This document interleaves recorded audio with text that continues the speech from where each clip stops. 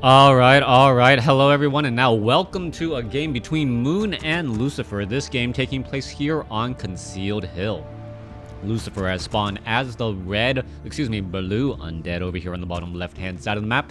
Meanwhile, Moon has spawned as the red night elf. Night elf versus undead in this 1v1 as things are getting underway. Should be, well, interesting to say the least in terms of strategies and overall perspective. I don't get to cast that many undead games as of late, and I was actually looking for more undead games as opposed to night elf versus night elf mirror matches and all of the matches that do entail a lot of night elf players right now. But I thought that this would be okay since it is Moon versus Lucifer and it does have an undead. I feel pretty confident. Hey Bone Dog, how are you doing? Thank you for tuning into the stream. Things are going well as the Tomb of Relics is going down. Altar of Darkness should be coming in right behind it, and after that, well, we'll see how many ghouls will be trained up. Now, you could go for a mass ghoul strategy, and that may work out well in the current meta, as a lot of Night Elf players are going for mass archers. Yes, the ghouls generally do fall quickly to the focus fire, but at the same time, ghouls, once they have frenzy, are able to close in on that distance. Gnarly Roots, good evening as well. Thank you for tuning in. Things are okay here in the Crota household during this holiday season. And well, Benjamin, wow, everyone's just joining in on the stream, even though it says I currently have 0 viewers. Now, one thing to note, Ancient of War is being built off over here. It is a bit delayed, though. I am surprised by this. You're going to see that the Ancient of War is actually going to get aggroed, and this is going to be a pretty big step back, as that Ancient of War takes a lot of damage early on, much earlier than it would really like to. Let's take a look at this across over here. Ancient of War is in fact rooted, but it will be forced to try and do a little bit or repair a little bit more damage as well. In comes this Acolyte, as well as the Acolyte may end up trying to go after the Wisp. What is going on? This Ancient of War could easily get one shot off on the Acolyte, nearly taking him down as well. Keeper of the Grove, is it going to be able to deal the necessary killing blow? Right, oh, there it goes. Yes, the Force of Natures were able to get the killing blow right there, as a Death Coil comes by to steal. The Wisp picks up Rod of Necromancy charges, and now gonna take out some skeleton, or take out some of those Force of Natures as well. Death Knight on the board with some experience, as he's going to be heading off to the north here, perhaps trying to get a one-shot and then Death Coil. You can see that's exactly what he's doing. And Lucifer is playing a very interesting game here. Is he going to get a detonation off? That is the question there. There is a Death Coil again, and what is really happening now is that there is a lot of damage being done.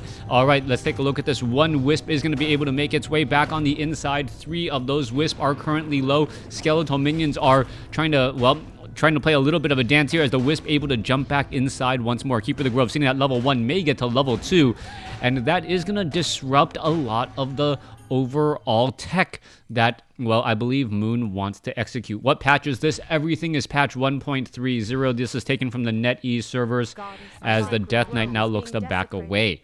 Back at home, Lucifer is teching to tier 2, and you see that he's not training up that many units. Sitting at 19/20 supply, he is getting up that second Ziggurat, though, and with that second Ziggurat, he'll finally start to be able to train up some of those Crypt Fiends and really, well, flesh out his army.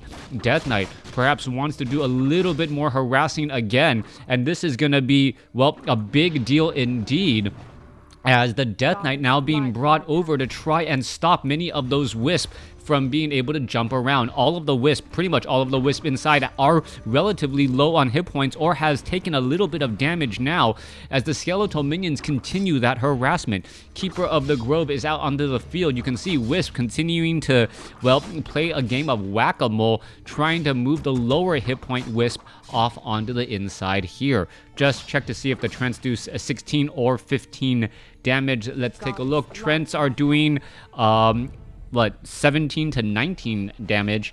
So yeah, this is not from the PTR at all. Very big damage, average of 18 damage per swing, very high indeed. And you got to remember this, all Trents still do the same. Well, leveling up, you just get more Trents. It's not like they actually upgrade in terms of damage. All right, Tree of Life now getting constructed by Moon here. Moon wants to get this Tree of Life and try to go for an expansion game. Meanwhile, back at the other end, a Death Knight of Lucifer finally doing a little bit of creeping by himself.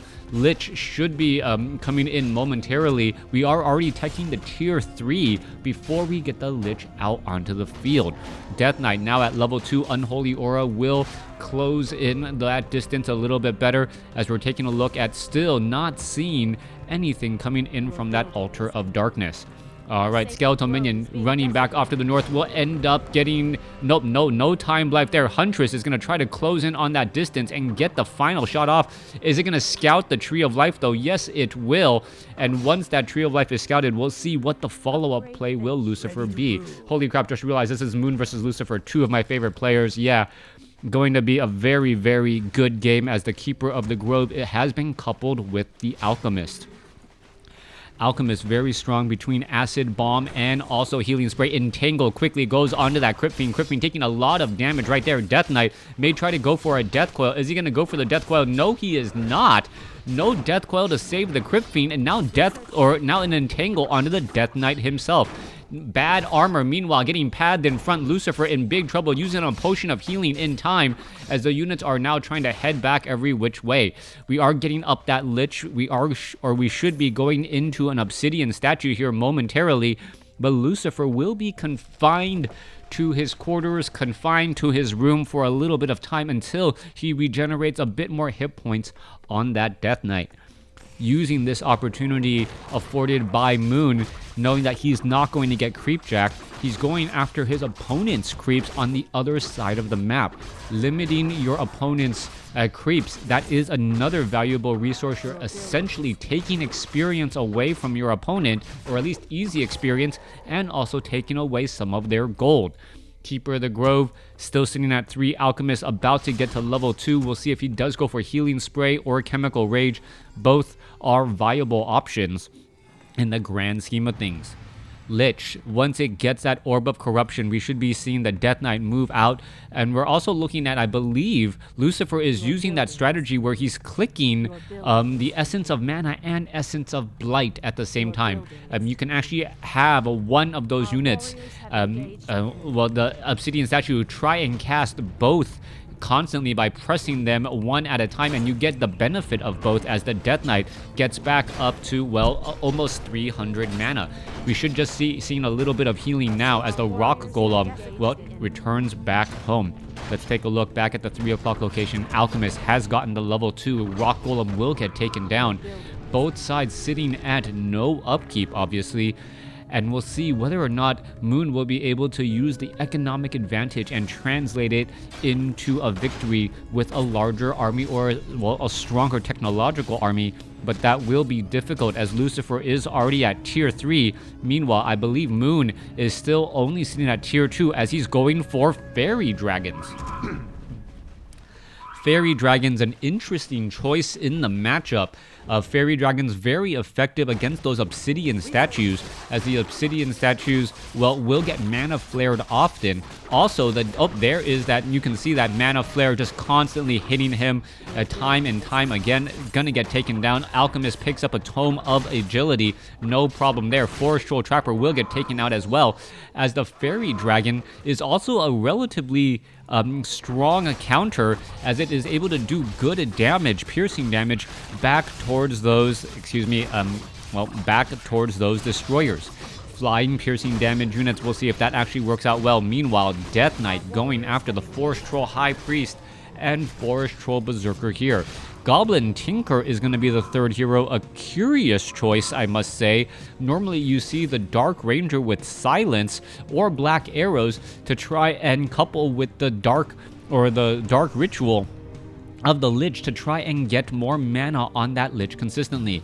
Army of Fairy Dragons here coming in from Moon, and we'll see if that is going to be the viable strategy here in just a moment. Meanwhile, where are all of these units going here? Moon just holding steady at his natural expansion, sitting at 57 over 60 supply, and also getting the Nature's Blessing upgrade in order to get a little bit more armor. Let's take a look. Lich trying to pull back across over here. You see the Pocket Factory, a lot of piercing damage, and what are those Fairy Dragons really going to be doing there? They're going to be trying to go after the Destroyer. Destroyer being forced to retreat. Death Coil heals him back up, and with no web to bring, some web to bring down some of those fairy dragons, he is just in a mad run, trying to constantly web and retreat. There's the Mana Flare doing a little bit of damage, splashing back, and this, well, mass fairy dragon strategy with that focus fire is working out fairly well. In addition to that phase shift making it difficult to focus fire onto those units, causing more problems as well. Let's take a look back across over here. Did any units get left behind? Some skeletal minions. It will give more experience to the Alchemist and that Keeper of the Grove, as we're still seeing more fighting getting underway. All right, Acid Bomb being used. Negative armor being cast onto those Crypt Fiends. Crypt Fiends taking a lot of bonus damage. They're trying to force an engagement, as we're taking a look at some Huntresses possibly getting taken down as well. Hunts are taking down. Hippogriffs still joining in on the fight. And somehow Moon is making this mass fairy dragon strategy work. Now also adding in some Hippogriffs. Back down to the south. A fairy dragon gonna get webbed down. There it goes. Destroyer trying to retreat. Gets a death coil to stay alive a little while longer. Meanwhile, Crypt Fiends are looking to back up. 57 supply compared to 48. We are getting armor upgrades as well for these fairy dragons. Fairy dragons looking to just fight back here. Destroyers having a difficult time as the Hippogriffs and the fairy dragons with that piercing damage dealing so much damage. In addition, trying to use obsidian statues with Mana Flare out on the table. That ability all of a sudden becomes, well, the death of the obsidian statue, as it is just taking Mana Flare after Mana Flare. All right, one more volley onto the obsidian statue should end up taking it down. There it goes, as we're looking at a 45 to 54 supply fight go down. Home field advantage for Lucifer trying to hold on. Meanwhile, Keeper of the Grove opting to use a Scroll of Town Portal to get out of the situation here. And, well, it was more that the Alchemist was in a little bit of danger. Quick focus fire onto the Alchemist forced the Alchemist to use the potion of invulnerability. A little bit of a loss there by Moon, but Moon still holding onto that advantage since he does have the overall economic advantage. Fountain of Health. Red Drake, is this going to end up getting taken down? Keeper of the Grove running across over here. Are we just going to perhaps take down some of these units very, very quickly? Meanwhile, in the center portion of the map, we have the expansion already underway. I'm trying to defend it. We are getting up some ziggurats. This is being repaired as well, as Lucifer is trying to hold on to this expansion while not really having been able to mine from it just quite yet. Moon getting, well, Vampiric Aura, not necessarily the best ability for that Keeper of the Grove. It will benefit the Hippogriffs, but the Hippogriffs right now are only useful against Destroyers. There's only one Destroyer out in the air, and if Moon overcapitalize or overspends on Hippogriffs, he may end up finding himself significantly behind. Back across to the north here, Keeper of the Grove shows up, sees the skeletal minion. However, the Keeper of the Grove is just very thirsty, going after all of those Moonwells to cast more spells. We are also looking at Druids of the Talon now. So Druids of the Talon getting added in amongst the Fairy Dragons and Hippogriffs. This is a very strange strategy. Ancient of Wind units coming out onto the field here, and I'm not quite sure what to make of this still. A little bit of an advantage, I would say, for the Undead to actually have Blight in the center portion of the map if he's able to engage here. Let's take a look. A couple of webs do go back down. Hippogriffs are trying to, well, poke apart the Destroyers. Death Knight leading the retreat. We're taking a look at a quick Devour magic, and now Death Coil to save those Crypt Fiends. All right, Crypt Fiend could end up getting taken down. Yes, it does get taken down there as the units are still pulling back again. All right, let's take a look. Obsidian Statue down to 200 hit points. Why after updates Archmage is still most picked hero? Because the Archmage is still the best at leading the overall human army. If you have any plan to use casters whatsoever, priests are constantly out of mana, and if they're constantly out of mana, then, well, they can't really do very much of anything. All right, mass fairy dragons out onto the field. Fairy dragons are upgraded 1-1.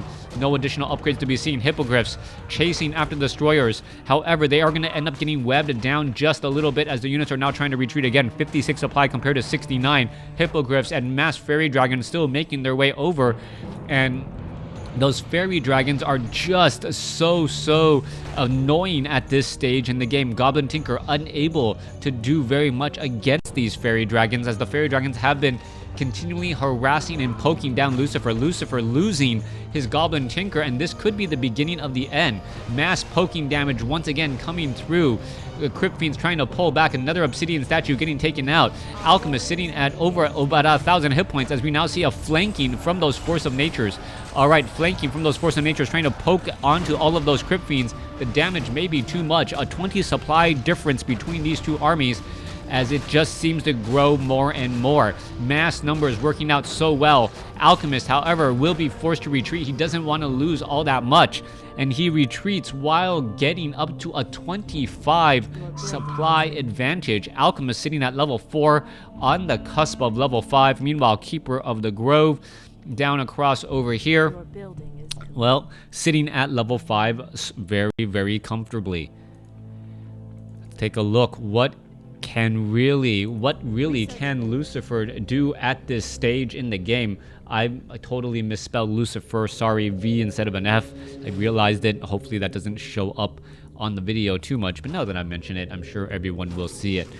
Lucifer now making its way back down with those fairy dragons. Gonna try and clear out this, well, do a little potential creep jack. Let's take a look. One Crypt Fiend getting taken down, and no Death Coil, not in time. Death Knight could try and Death Coil there, does save it, as the Crypt Fiend is still in a mad run. However, a quick turnaround to web down a single unit turns into certain death, as that Keeper of the Grove throws down an Entangle. And still making their way over that damage, 17 to 19 damage on average, even with slow causing problems. Meanwhile, back down to the south, the Tree of Life, Moon setting up a third base here. Meanwhile, there's still plenty of, or I wouldn't say plenty, 4 minutes of mining here at the main base. Fountain of Health. Plenty of health to go around for all of these units. Staff of Preservation sends Fairy Dragon back home. Why would you do that when you're already at the Fountain of Health? I don't really quite understand it. But, well, so far Moon is still in a great spot. See what? Alright, I don't know if you're trolling me or what's there. Anyways, let's take a look. Alchemist sitting at level 5. We're going to see an engagement. Mass trees just joining in on the fight here. So many targets to try to take down. Let's take a look back across. Army's going to go ahead and engage. Keeper of the Grove takes a little bit of damage. Maybe forced to retreat here. Goblin Tinker going to get taken down. There it goes. Death Coil. Beautiful timing on that potion, as he ends up staying alive.